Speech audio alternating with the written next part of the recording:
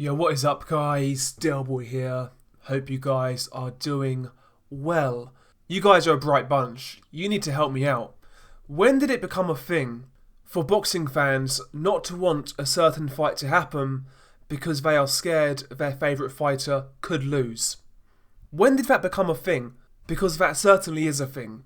You know, you can tell when you read certain comments or you watch certain videos that a lot of these guys don't want certain fights to happen because, you know, they're invested in one side of the argument or one fighter, and they'll accept any type of fuckery that comes their way to protect their guy and move forwards, basically.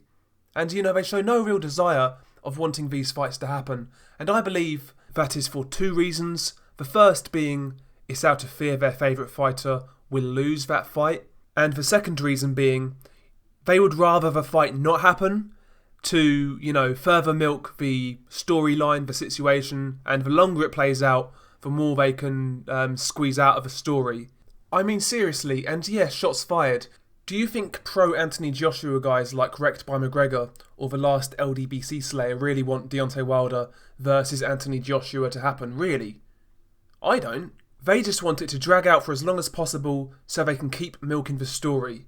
Do you think these pro-Deontay Wilder channels, like BFTB Boxing, want this fight to happen? And yeah, that guy's an absolute waste man, by the way. Do you think he wants that fight to happen? Like, seriously? I mean, look at the guy's videos, man. Wilder, Wilder, Wilder, Wilder, Wilder, Wilder, Wilder, Wilder, Wilder. You seriously think he wants that fight to happen? I'll humour you, yeah? Let's say Joshua beats Ruiz.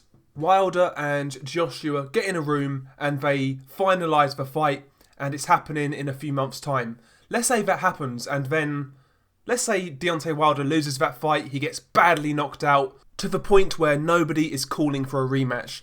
What happens, let's say that happens, yeah? What's this guy going to make videos on? Because he clearly knows fuck all about boxing. Yeah, he knows what Deontay Wilder had for breakfast. Yeah, he knows he puts his right sock on before his left. But he knows fuck all about boxing. He knows about Deontay Wilder, but he knows F all about boxing. So what's this dude going to make videos on if this whole storyline ends? Yeah, exactly, nothing. Crickets. These guys don't want this fight to happen, man. These pro-Deontay Wilder channels and these pro-Anthony Joshua channels, or the Deontay Wilder hate channels. They don't want this fight to happen because it's not in their best interest. And the sad thing is, you know, these channels, they create rabid fans who think the same way. And that really is unfortunate. You know, the bigger channels out there should be applying pressure to make this fight happen. Not acting like groupies and cheerleaders. It's embarrassing because you're creating a whole fucking generation of groupies and cheerleaders. It's like I heard today on Twitter, apparently Deontay Wilder and Luis Ortiz are going to rematch in September. Now naturally, and I'm glad, a lot of fans kind of, you know, voiced their disapproval of that. But a lot of fans out there were making excuses for Deontay Wilder. Who do they learn this from? Why would you want to see Deontay Wilder fight a guy he's knocked out already? A 40-year-old man who looked like absolute crap in his last fight. Why would you want to see that, you absolute mong? Bro, I'm tired of these guys, man. I'm absolutely sick to death of them. Because way back when, this YouTube boxing community was so much better than it is now. It was a group of guys who got on YouTube, they made fight predictions, they discussed certain fights, some people would talk about the history of boxing, and that was really it. It was just guys shooting the shit, talking about boxing and having a good time. But these days, it's infested with absolute cheerleaders, B-Tech hustlers, and absolute fairies as far as I'm concerned. I mean, some of these guys have press passes, man. You know, some of these guys have press passes, and I'm glad a lot of these Joshua fan channels don't, because that would be equally as embarrassing. But for whatever reason, a lot of those guys don't have press passes. But the Wilder channels, man, you know, some of these guys have press passes, and, you know, the way they conduct themselves is, quite frankly, embarrassing. You know, these guys are supposed to be grown men, but they're moving like a 14-year-old who's just met Justin Bieber. Embarrassing. Embarrassing. And you call yourself a fucking journalist. Hashtag new media. Hashtag groupie. Hashtag wipe that saliva from your chin, you dick sucker. Bruv, I'm just sick to death of the lot of them, to be quite honest. They've been such a detriment to the YouTube boxing scene and boxing in general, as far as I'm concerned. You know, the YouTube boxing scene has more clout than people realise, and a lot of these big channels are moving bookie, and, you know, they're just not a good thing for the sport. They're not a good thing for the community, and quite frankly, they let the regular Joe boxing fan down in a big way. Most of us just want to see these fights happen, but a lot of these guys are facilitating the fact it's not happening. These guys don't want to rock the boat. They don't want to upset the apple cart. And the ironic thing is, you know, a lot of these guys go on like the anti-establishment, but in reality, they are pawns of the establishment. Again, wipe that chin, yeah? And people really need to, you know, see these people for what they are. They need to see these people for what they are. And I know a few people in the comments are going to say, well, why are you talking about it? You're trying to create drama. Listen, if you followed my channel for a long time, you know I'm not about that. You know, I talk about fights that people don't talk about. You know, I put a video out there for Mike Perez versus Ilunga Makabu. That fight was scheduled. It never happened, but who was really talking about that fight? Not many people.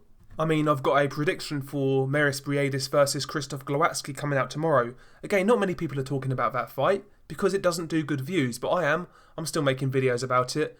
That's going to be out tomorrow, by the way. So I talk about fights. I talk about fights across all divisions. I talk about fighters who aren't as well known. And I do it as much as I can. So if you're going to come here and say I don't keep it boxing, then just do one. Go somewhere else. Bye. You know, I try and keep it boxing, but at the same time, I think this needs to be addressed because I think it's a big problem. I think it's a really big problem, and people don't really realise it. A lot of these people out here, you know, their intentions aren't really pure. They're not for boxing. They're not boxing fans, or they're boxing fans second. You know, and that's sad. People need to start seeing these people for what they really are, and that's leeches, essentially.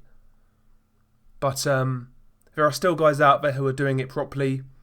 Guys like Boxing Squared, for example, excellent channel, covers the heavyweight division, not only Joshua, Fury and Wilder, but he covers prospects. He covers lesser known fights. You know, he talks about the whole division. Yeah, believe it or not, there's more than 3 fighters in the heavyweight division. I know it's hard to believe, right? So he covers all those guys. So shout out to him. One of the best channels on YouTube. One of my favourites.